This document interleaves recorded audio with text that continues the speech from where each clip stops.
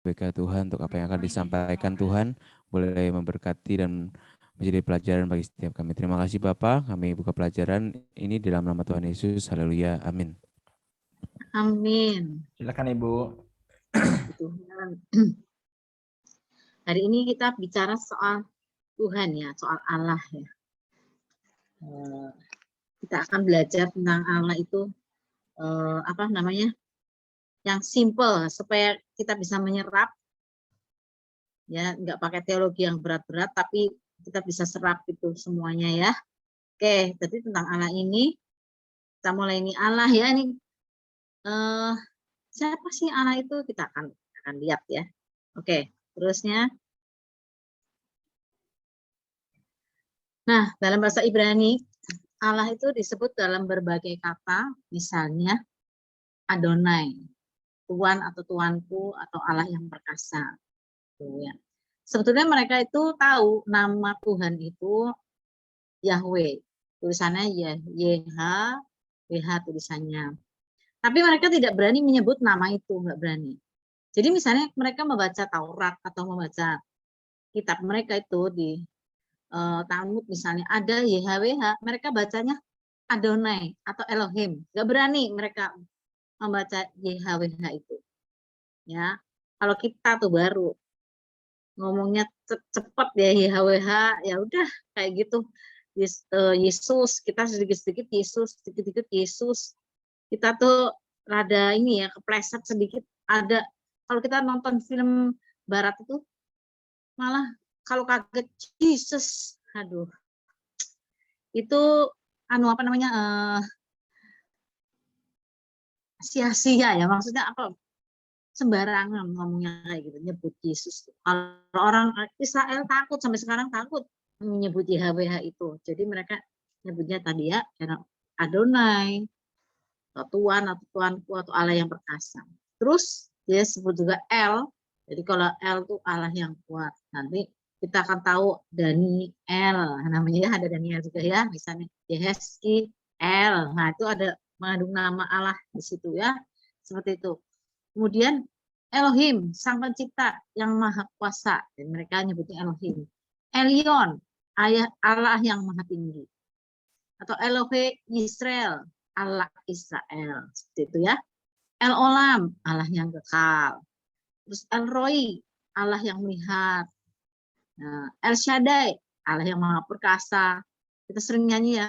El Shaddai, El Shaddai, Allah Maha Kuasa. Itu dia, El Shaddai ya. Terus Immanuel. Ini nama khusus untuk Yesus, Allah bersama kita. Ini ya, dalam bahasa Ibrani. Jadi disebut dalam berbagai kata seperti ini. Coba terusnya.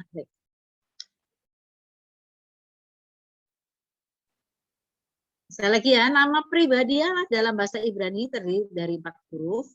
YHWH, karena dalam Ibrani itu huruf hidupnya nggak ada. Gitu ya, jadi mereka nyebutnya YHWH, bacanya Yahweh. Nah, ini diberikan pada Musa pada waktu Musa itu bertanya, Tuhan, siapakah namamu?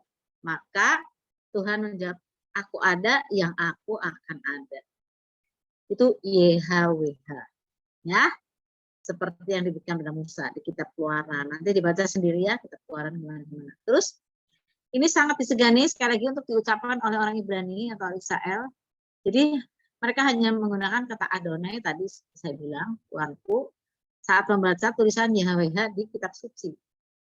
Nggak kayak kita, pokoknya baca aja semuanya, tapi kalau orang Israel nggak. Kalau ketemu YHWH, mereka sebutnya Elohim. Begitu ya. Saking hormatnya, saking takutnya sama YHWH itu. Oke, terusnya. Nah, dalam Alkitab bahasa Indonesia, YHWH itu ditulis Tuhan. Nah, kita harus ngerti ya. Jadi di kitab yang aslinya itu, kalau YHWH ditulisnya Tuhan. Kalau kata Allah dipakai untuk kata Ibrani El atau Elohim. Jadi kalau ada Allah, nah itu El atau Elohim itu di sananya aslinya. Ya. Tapi kalau disebut Tuhan, itu sebenarnya aslinya itu YHWH. Nah itu ya, seperti itu ya, itu namanya Tuhan. Jadi sekali lagi Yahweh itu nama Tuhan, sementara Elohim itu gelar. Gelar. Kayak saya misalnya ya, nama saya Rebecca, tapi gelar saya dokter misalnya. Nama saya Rebecca, gelar saya pendeta, itu misalnya gitu. Nah, YHWH itu nama Tuhan, Yahweh, nama Tuhan, tapi kalau gelarnya Elohim, makanya punya Yahweh Elohim.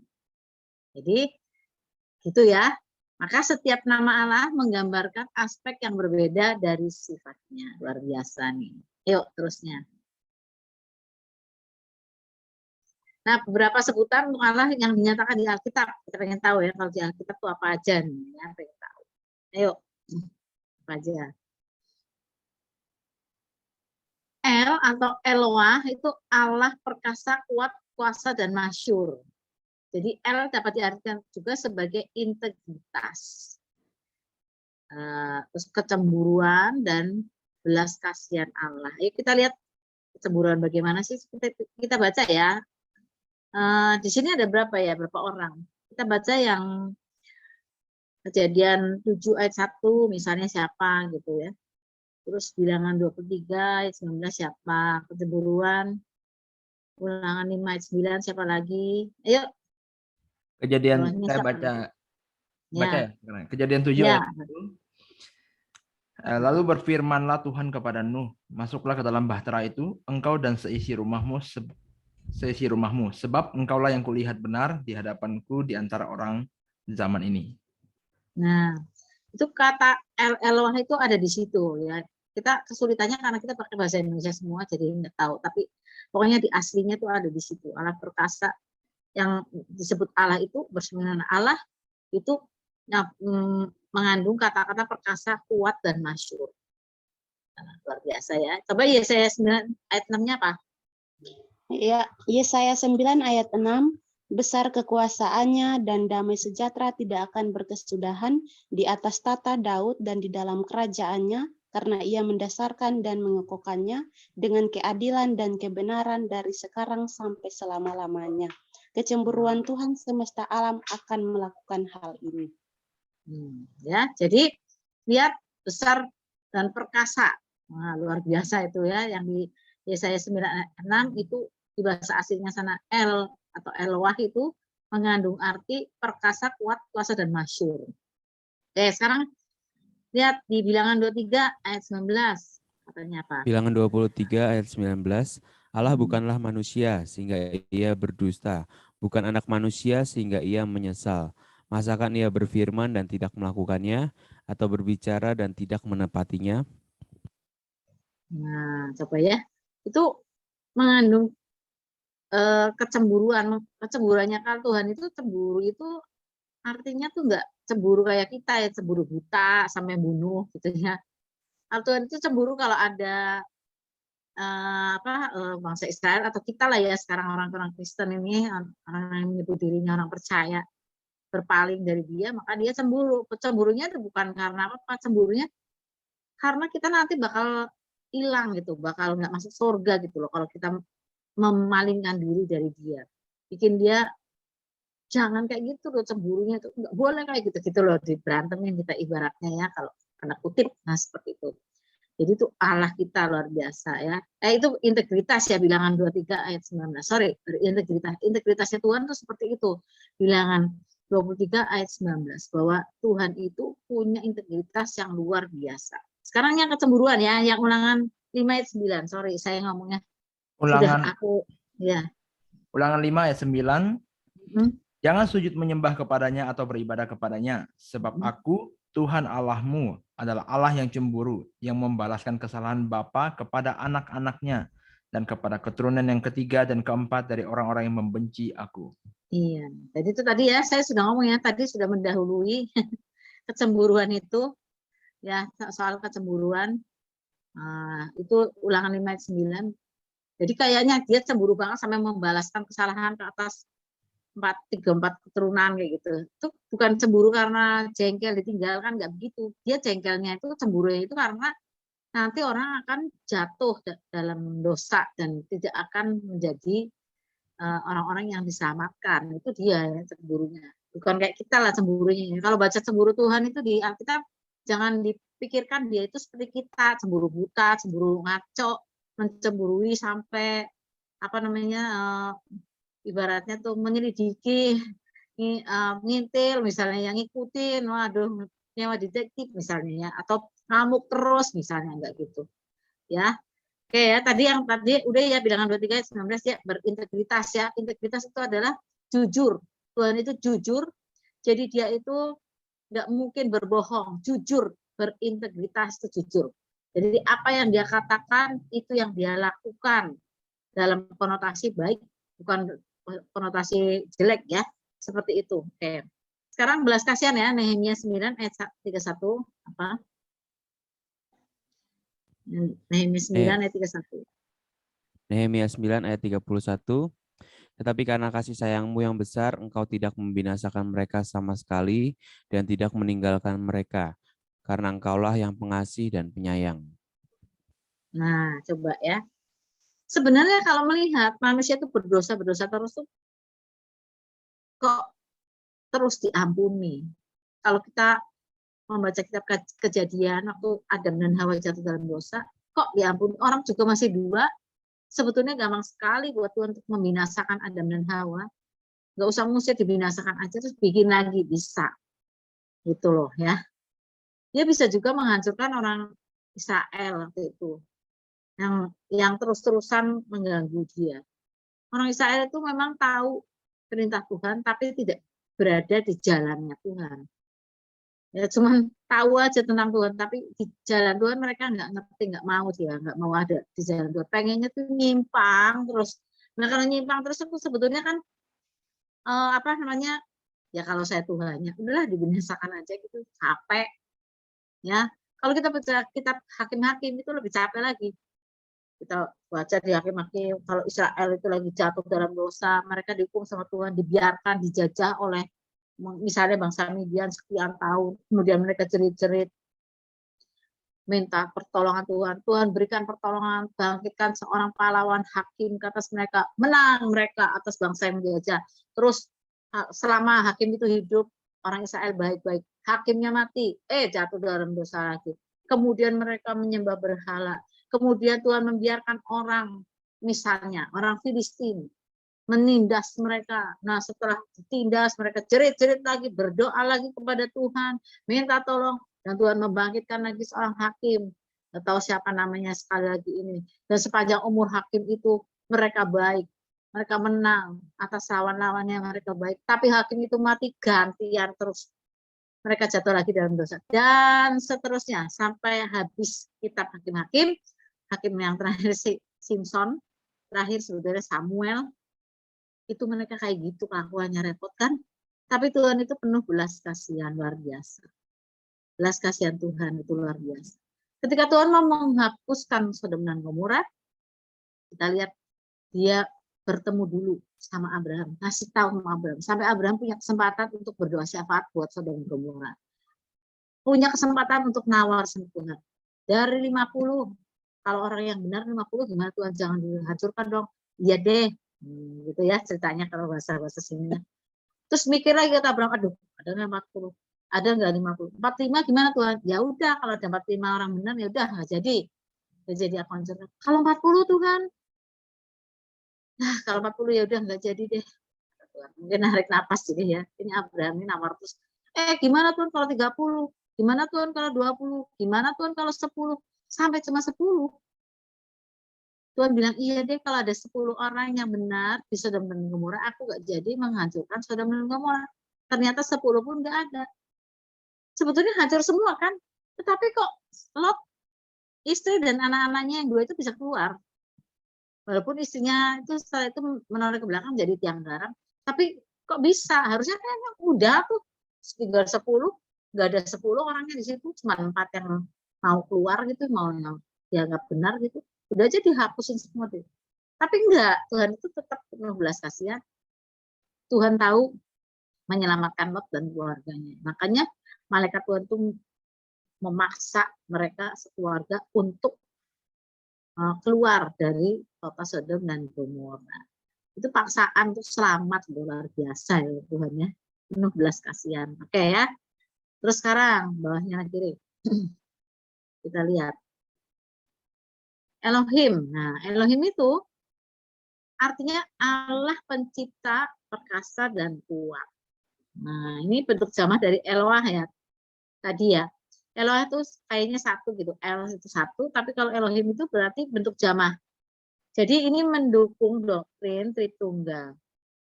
Dari kalimat pertama di Alkitab, sifat Maha Kuasa Allah sudah terbukti ketika Allah Elohim berfirman supaya bumi menjadi ada. Coba kita lihat di Kejadian 1 dulu ya. Kejadian 1 ayat 1 kita baca dulu. Coba. Pada mulanya adalah Kejadian 1 ayat 1, pada mulanya Allah menciptakan langit dan bumi. Nah, itu Allah ya. Terus bawahnya Bumi belum berbentuk dan kosong, gelap gulita menutupi samudra raya dan roh Allah melayang-layang di atas permukaan air. iya, itu roh Allah. Terus bawahnya Berfirmanlah Allah, jadilah terang, lalu terang itu jadi. nah, firman Yesus. Jadi ketika dibilang pada mulanya Allah menciptakan langit dan bumi, itu Elohim, itu bentuk jamak. Jadi dia mau ngomong nggak cuma satu pribadi, tapi ada 3. Ya, itu dari Kejadian pasal 1 ayat 1 Elohim ya. Jadi itu bentuk jamaknya, bentuk kalau ngomong di Alkitab, kalau kita kan semuanya Tuhan atau Allah, itu kayaknya cuma satu, tapi ternyata di bahasa aslinya itu nyata bentuk jamak atau yang lainnya atau cuma satu, ternyata bentuk jamak. Dan orang Ibrani sebetulnya tahu, mereka harusnya ngakui bahwa Allah itu Esa, Allah itu Esa. Nah, gitu kalau kita ngomong ya. Allah itu Esa. Esanya gini ya. Allah itu Esa. Esa, tapi 3 pribadi. 3 pribadi, tapi Esa enggak menyembah 3 Tuhan, menyembahnya 1 Tuhan saja, Elohim. Tapi dia bentuk jamak. Ya, Allah itu Esa. Nah, keren ya. Oke ya. Terus coba bawahnya lagi kiri.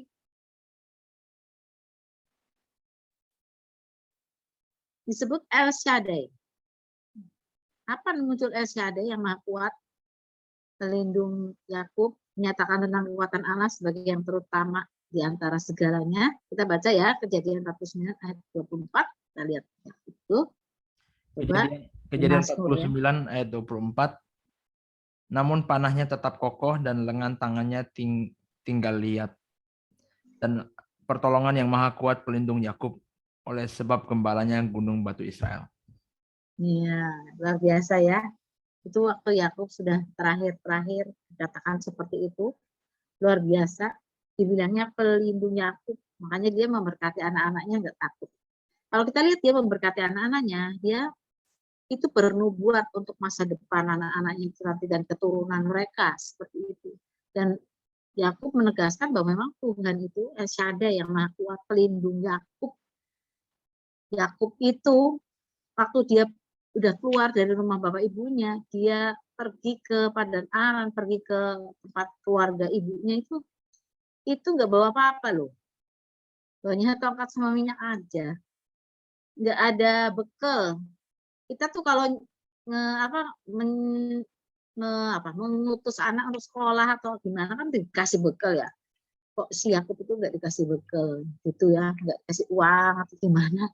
Si Ishak itu sama Rebeka itu sudah ya, si Ribkah itu dia berangkat saja ke Padan Aram sampai dia harus bekerja sama Laban seperti itu. Mungkin bekal tapi nggak seberapa ya. Padahal kaya raya si Ishak itu.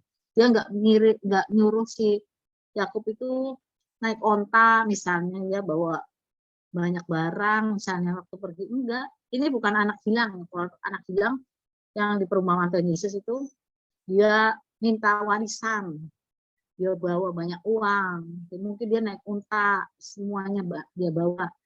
Nah, tapi Yakub enggak seperti itu. Dan ketika Yakub pulang lagi ke tempat ayahnya, Yakub pulang, ayahnya masih hidup ya, itu kaya raya. Dia bisa nyumbang, memberikan banyak barang untuk Esau. Keren banget ya, kalau dibaca nanti lihat sendiri deh nanti. Kalau dia bisa memberikan segitu banyak barang untuk Esau, dia pasti punya lebih banyak barang lagi di rumah.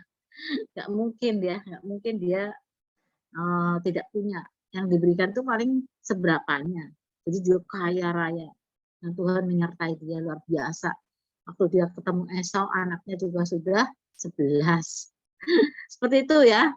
Waktu itu Benyamin udah lahir belum ya? Ya saya juga lupa ya. Benyamin kayaknya sih belum ya. Oh belum. Karena dia masih menyimpan Rahel dan Yusuf di bagian itu. Berarti Benyamin belum lahir. Jadi anaknya udah 11. Dia pergi sendirian, pulang tempat bapaknya, tambah istri 4, tambah anak 11, berarti kan udah tambah orang 15. Belum pembantunya, belum kambingnya, belum sapinya, belum untanya, belum keledainya. Wah, luar biasa. Ya. Luar biasa dia ya. Oke, dia bilang El Shaddai, pelindungnya. Oke, terusnya. Mazmur dulu ya. Mazmur 132, coba tolong dibaca. Mazmur 132. Mazmur 132 ayat 2 dan 5. Bagaimana ia telah bersumpah kepada Tuhan, telah bernazar kepada yang maha kuat dari Yakub. Ayat 5, sampai aku mendapat tempat untuk Tuhan, kediaman untuk yang maha kuat dari Yakub. Itu dari Yakub lagi ya, disebut Yakub ya. Yakub lagi, ini benar-benar pelindung Yakub, bukan sekedar pelindung Israel. Yakub itu namanya sebelum diganti kan artinya nipu gitu ya. Tapi Allah itu pelindung Yakub, luar biasa ya. Waktu diganti namanya Israel itu kan artinya kan dia sudah berperang dengan Allah dan dia menang. Nah itu Israel. Tuh arti namanya dari arti namanya jelek Yakub jadi arti namanya bagus. Seperti itu ya. Oke, terusnya. Nah, ini Adonai. Saya terharu sekali waktu beberapa saat yang lalu saya dapat kiriman WA ya. Ada orang-orang di saya sana berdoa itu, kalau kita di sini sudah tahu sehari 5 kali dengar ajan di masjid itu, ya mereka pakai toa gitu. Nah di Israel tuh ada yang seperti itu, mereka nyebutnya Adonai gitu, Adonai. Mereka di atas bukit, nggak pakai toa sih, di atas bukit mereka pakai sofa kayak gitu, teriak Adonai. Itu kayaknya aduh gerentes dengernya, aduh Tuhan, Elohim, Yahweh Elohim, Adonai. Ini salah satu juga sebutan Tuhan yang dipakai oleh orang Israel pada waktu dia menyebutkan Yahweh. Nggak berani ya, dia nyebutnya Adonai. Nggak pernah mereka di atas bukit teriak-teriak Yahweh, nggak pernah. Mereka nyebutnya Adonai gitu ya. Ini Tuhan artinya ya. Kita lihat digunakan untuk menyebut Yahweh, YHWH yang oleh bangsa Yahudi dianggap terlalu suci untuk diucapkan oleh manusia berdosa. Nah, di perjanjian lama YHWH lebih sering digunakan dalam konteks Allah sedang berinteraksi dengan umat pilihannya. Sedangkan Adonai lebih digunakan ketika Allah berinteraksi dengan orang non-Yahudi. Gitu ya. Coba kita lihat dulu Kejadian 15 ayat 2. Adonai ini dipakai di situ, di Kejadian 15 ayat 2 di bahasa aslinya. Silakan baca. Kejadian 15 ayat 2, Abraham menjawab, "Ya Tuhan Allah, apakah yang akan Engkau berikan kepadaku karena aku akan meninggal dengan tidak mempunyai anak, dan yang akan mewarisi rumahku ialah Eliezer, orang Damsyik itu." Ya, jadi Abraham menyebut Adonai. Ya Tuhan, Adonai. Ya, gimana dengan aku ini ya? Aku nggak punya anak. Nanti kalau, nah dan seterusnya luar biasa ya. Jadi sebutan Adonai ini ada di bahasa aslinya nih di sini di Kejadian 15 ayat 2. Kemudian di Hakim-Hakim 6 ayat 15. Silakan. Hakim-Hakim 6 ayat 15, tetapi jawabnya kepadanya, "Ah Tuhanku, dengan apakah akan kuselamatkan orang Israel? Ketahuilah kaumku adalah yang paling kecil di antara suku Manasye, dan aku pun seorang yang paling muda di antara kaum keluargaku." Nah itu dengan Gideon ya. Gideon menyebut, ah Adonai. Nah Dia nyebut Adonai. Jadi si Gideon itu yang mendatangi, kalau kita baca di kitab Hakim-Hakim bahasa Indonesia itu kan malaikat Allah datang kepada Gideon. Gideon berusaha untuk tidak mau menerima tugas ya, tapi makanya dia beralasan Adonai. Dia sudah nyebut Tuhan loh itu sama malaikat Tuhan di situ ya. Dia kayaknya udah punya feeling bahwa yang datang itu bukan sekedar malaikat, karena dia sudah nyebutnya Adonai. Nah, kalau kita baca di kitab kita, kalau malaikat Tuhan M-nya depan, M-nya besar, T-nya besar, itu Tuhan Yesus. Jadi Tuhan Yesus itu datang ke Gideon waktu itu dan disebut oleh Gideon Adonai. Keren ya. Itu kalau orang yang peka sama Tuhan itu kayak gitu. Biarpun masih muda, walaupun nampik ya, masih muda, tapi dia sudah tahu yang datang adalah Tuhan. Dia sebut Adonai.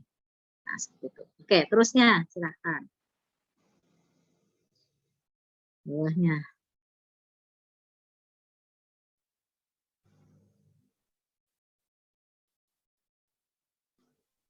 YHWH ya. Oke, Yahweh. Nih lihat nih sekali lagi ya.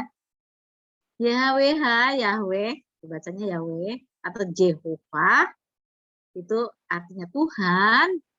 Itu ada di Ulangan, siap ya, Ulangan 6 ayat 4, Daniel 9:14. Coba kita baca ya. Secara tegas merupakan satu-satunya nama yang pantas untuk Allah. Ya, terjemahan dalam Alkitab bahasa Inggris itu Lord atau Tuhan. Yang penulisnya mereka memakai huruf kapital seluruhnya, huruf besar semuanya. Untuk membedakannya dengan Adonai, Lord. Biasa, pakai Tuhan yang kecil ya. Pengungkapan sebutan ini pertama kali diberikan pada Musa, aku adalah aku, di Keluaran 3 ayat 14. Nama ini menunjukkan kedekatannya, kehadirannya, bahwa dia itu Yahweh yang hadir, terjangkau, dekat pada mereka yang memanggilnya untuk meminta pembebasan. Mazmur 107:13. Pengampunan, Mazmur 25 ayat 11. Dan tuntunan, Mazmur 31 ayat 3. Kita baca dulu. Ada di mana Yahweh ini? Di Ulangan 6 ayat 4, coba. Ulangan Yang 6 ayat 4. memang, ya. Dengarlah hai orang Israel, Tuhan itu Allah kita, Tuhan itu Esa. Nah, Tuhan itu Allah kita, Tuhan itu Esa. Yahweh itu Allah kita, Yahweh itu Esa. Nah, cuman kan orang Israel nggak berani kan nyebut Yahweh-nya. Nah, kita aja nih yang Yahweh. Dari tadi saya juga nyebut Yahweh berapa kali ini ya. Kita orang perjanjian baru ini. Saya sih berharap jangan sampai latah ya. Kalau misalnya kaget, Yahweh, jangan kayak gitu. Latah lagi, kalau kaget lagi, Jesus, jangan kayak gitu deh. Kalau latah yang lain ya, jangan latah lah kalau bisa ya. Kita jadi orang anak-anak Tuhan tuh jangan pakai latah-latahan gitu ya. Kalau kaget ya udah kaget aja gitu ya. Wah, gitu paling wah kagetnya ya. Jangan Jesus.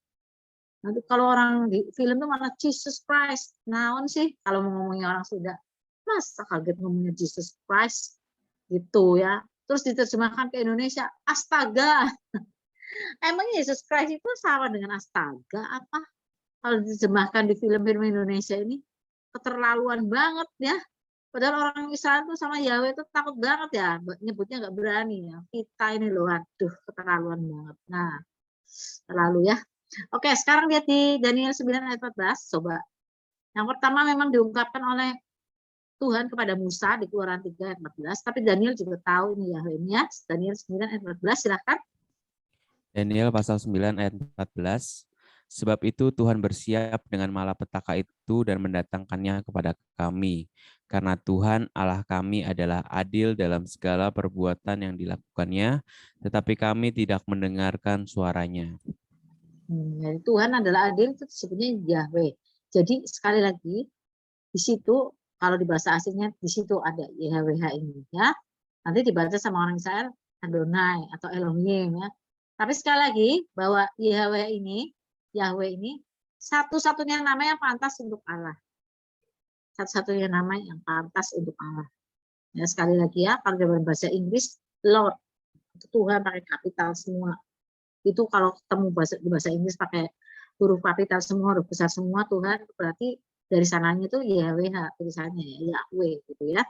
Oke, jadi mereka sangat hormat sekali sama nama yang ini dan ini nama yang paling pantas ya. Yahweh itu Esa. Nah ya, ingat ya, Elohim itu Esa. Yahweh itu Esa. Oke, terus bawahnya Yahweh Jireh, Yehova Jireh ya. Kalau kita suka Yehova Jireh nama Tuhan. Artinya Tuhan menyediakan. Itu namanya dikenang Abraham ketika Allah menyediakan domba jantan untuk dikorbankan sebagai pengganti Ishak. Nanti dibaca sendiri di Kejadian 22 ayat 14. Jadi waktu itu Tuhan meminta Ishak untuk dikorbankan. Dan Abraham itu berangkat sih bawa Ishaknya, anak satu-satunya itu, anak perjanjiannya. Memang dia punya anak lain sih, Ismail, tapi itu bukan anak perjanjian. Yang anak perjanjian itu Ishak. Dan dia mau bawa Ishak, karena Tuhan minta, maka dia bawa Ishak ke Gunung Moria untuk dikorbankan. Tapi Abraham itu memang luar biasa, dia beriman teguh ya. Waktu dia bawa pembantunya tuh sampai di kaki gunung, dia bilang sama pembantunya, aku mau menyembah Tuhan di atas. Ya, aku akan worship. Kalau ngomong bahasa Inggris, I will worship him. Di atas mau worship. Terus nanti kami akan kembali kepadamu. Kamu tunggu di sini. Kami akan kembali kepadamu. Keren ya. Keren ini Abraham nih. Dia yakin. Kok dia bisa yakin gitu bahwa anaknya ya. Mungkin dia nggak bilang sama Sarah loh. Kalau bilang sama Sarah, mungkin Sarah nggak boleh dia Abraham pergi ya. Karena itu anak satu-satunya dilahirkan pada usia tua ya. Usia berapa Sarah melahirkan Ishak? Ada yang tahu? Berapa usianya? 89. 89? 89 ya? Bukan 90. Nah, 90 kali ya Bu ya. 90. Karena Abraham juga 100 ya. Waktu melahirkan waktu Ishak lahir Abraham umurnya 100. Sarah umur 90. Mana ada zaman sekarang ini. Habis itu juga mana ada lah perempuan melahirkan umur 90, nggak ada ya. Nggak ada. Dan itu anak kesayangan mungkin nggak bilang sama Sarah. Tapi Abraham yakin, saya berusaha untuk masuk ke dalam pikiran Abraham. Kenapa dia bilang nanti kami akan kembali kepadamu? Dia percaya bahwa Tuhan meminta Ishak di atas itu mungkin nggak jadi, mungkin Tuhan akan menyediakan gantinya. Atau kalaupun Ishak harus mati dibunuh oleh dia, Tuhan sanggup menghidupkan Ishak kembali. Atau kalaupun Ishak yang ini mati di atas, Tuhan sanggup menggantikannya. Itu dia Abraham. Keren nih Abraham, ya. Jadi dia bilang nanti kami akan kembali kepadamu. Pede lagi ya. Makanya dia naik atas dan kita tahu ceritanya bahwa ketika dia sudah mengikat Ishak, dia bunuh belatinya, mau dihujamkan ini udah mau gitu, langsung Tuhan bilang, jangan, tahan tanganmu. Keren ini ya udah mau gitu. Ishaknya juga keren loh itu. Ya. Kok dia nggak berontak sih? Abraham kan waktu itu umurnya udah tua. Kenapa dia ini anak muda ini kok nggak lari-lari sih? Kan dia diikat di situ, loh kok dia diam aja gitu. Mestinya kan orang tua itu tinggal pergi aja. Apa-apaan sih papa nih? Masa saya mau dijadiin kambing? Tapi Ishak nggak begitu ya. Keren sekali nih. Cerita ini sangat keren nih. Dua-duanya punya iman yang teguh pada Tuhan. Baik Abraham maupun Ishak. Ya, jadi waktu setelah ditahan begitu, langsung mereka mendengar suara domba itu ya, yang tanduknya kesangkut situ. Emang barusan kesangkut apa? Saya rasa memang Tuhan sudah sediakan di situ, itu bukan barusan kesangkut. Memang sudah disediakan, Tuhan udah tahu hati Abraham juga ya. Nah, makanya disebutnya Yehova Jireh. Yahweh Jireh. Setiap kali kita mengalami kekurangan, ya mungkin bisa ya, kita tahu belakangan ini tambah santer, seperti Pak Jokowi juga udah bilang ini semuanya naik, serba mahal, gas sudah mahal di sini di harga saja gas yang besar tuh harganya 205 kemarin saya beli ya, udah naik, LPG naik, bensin mungkin nanti naik ya, bensin udah naik ya, Pertamax segala tuh udah naik, kemudian nanti barang-barang naik semuanya, Nah, itu mulai menuju kelaparan yang disebut di dalam kitab Wahyu. Di seluruh dunia akan terjadi seperti itu. Kalaupun terjadi seperti itu, kita tahu Yahweh Jireh. Yahweh Jireh. Dia akan mencukupkan segala sesuatu yang kita perlukan. Dia akan menyediakan. Kita ingat Elia ya. Dulu saya sudah cerita soal Elia. Elia itu sudah bilang sama Ahab ya. Bilang sama Ahab, nih baginda raja, aku kasih tahu di Israel ini tidak akan turun hujan sampai nanti aku mengatakannya kembali. Wah, udah seperti itu. Kira-kira Elia sendiri mengalami kekeringan enggak? Ya mengalami sama, bukannya berarti kalau si Elia ngomong itu terus di tempat lain kering, tempatnya dia hujan terus. Enggak gitu. Ya, dia juga mengalami kekeringan. Itu banyak pendeta ini jatuh ke dalam dosa itu kenapa nih?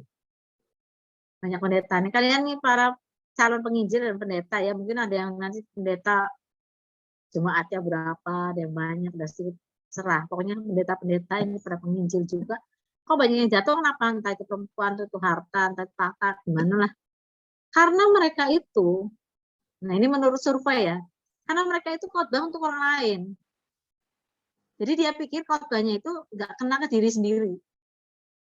Kenapa itu pendeta itu seperti itu? Dia pikir orang lain bisa jatuh dalam dosa, mereka kalau jatuh itu nggak boleh.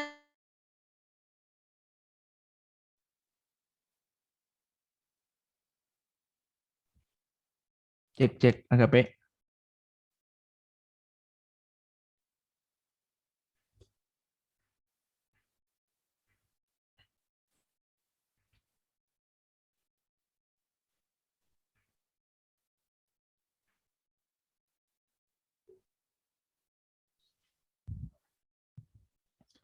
Agape.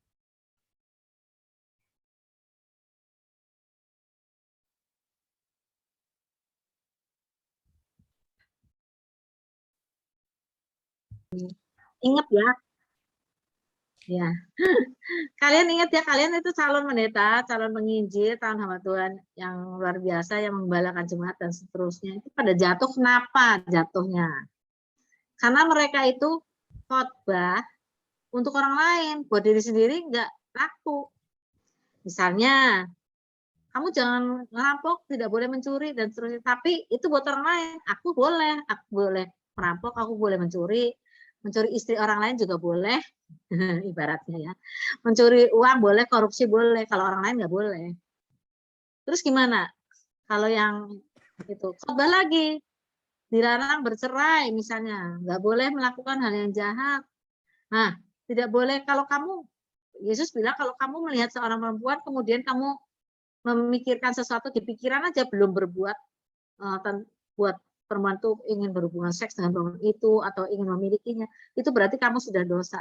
Itu buat orang lain, buat sendiri nggak laku. Jadi dia bisa ngelirik jemaatnya, bisa ngelirik jemaat, bisa ngelirik apa namanya istri orang lain, bisa boleh diambil. Itu untuk orang lain, makanya mereka pada jatuh.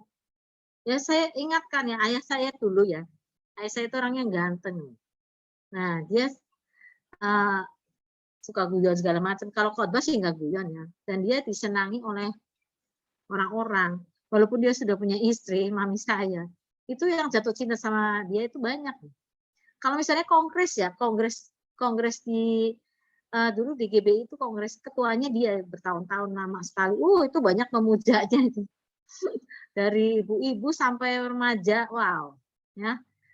Gimana tuh untuk menjaga supaya tetap kudus, tetap puas dengan istrinya tuh ya, itu harus bilang kalau aku khotbah untuk orang lain ya kena ke aku juga, sama aku juga harus seperti itu. Kalau aku bilang orang lain nggak boleh memandang orang lain dan mengingininya, aku juga seperti itu.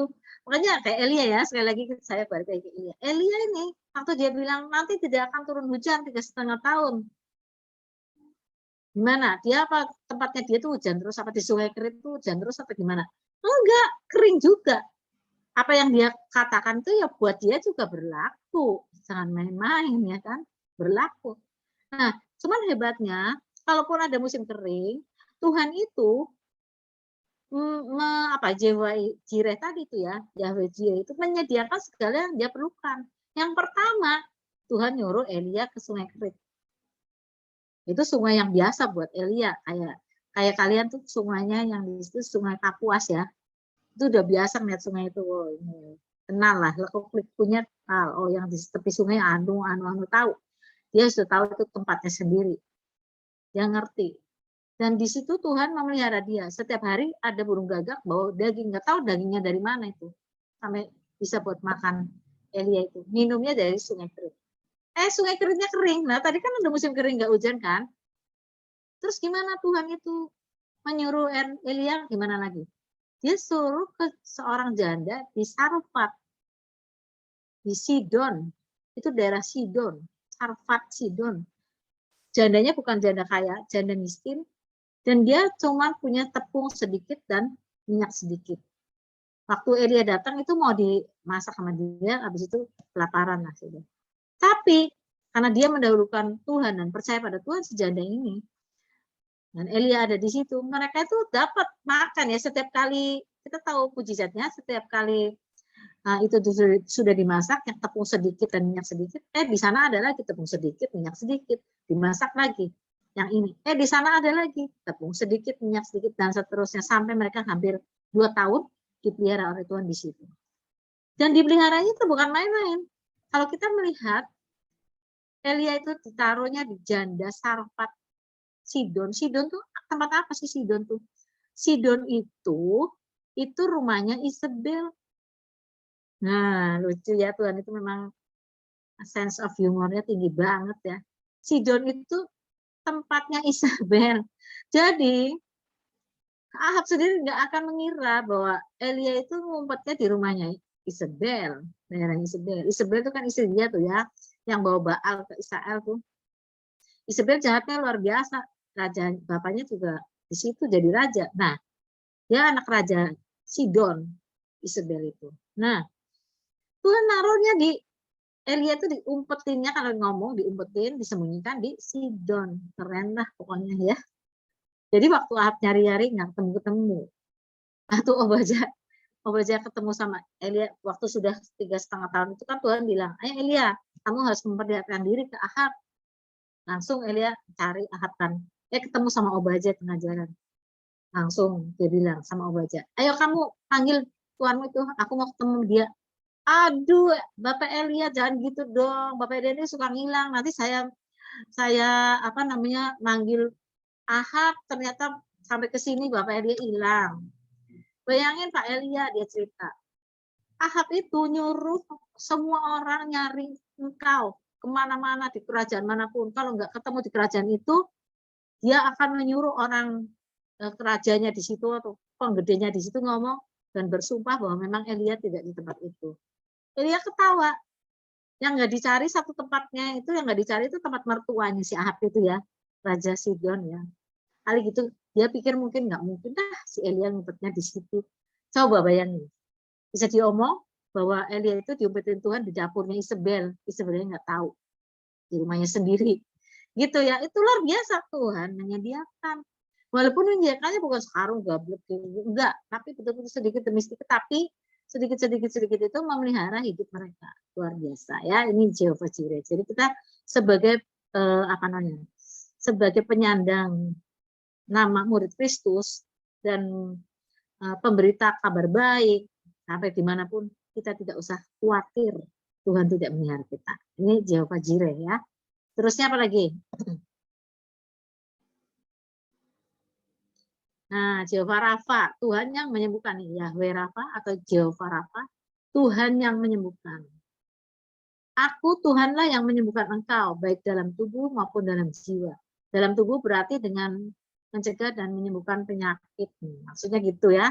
Dalam jiwa berarti dengan mengampuni kesalahan. Kalau kesalahannya nggak diampuni, nggak sembuh. Jiwanya itu ya. Penyakit jiwa itu lebih seru. Lebih susah disembuhkan daripada penyakit tubuh, karena penyakit tubuh itu bisa ke dokter bisa kelihatan, penyakit koreng, bisa ada korengan di tangan, gampang bisa disembuhkan pakai salep. Giliran korengannya di jiwa, nyembuhnya pakai apa? Nah, itu nah Yehova Rafa. Coba dibaca di Keluaran 15 ayat 26, Tuhan yang menyembuhkan. Yehova Rafa tutup adanya di situ ya.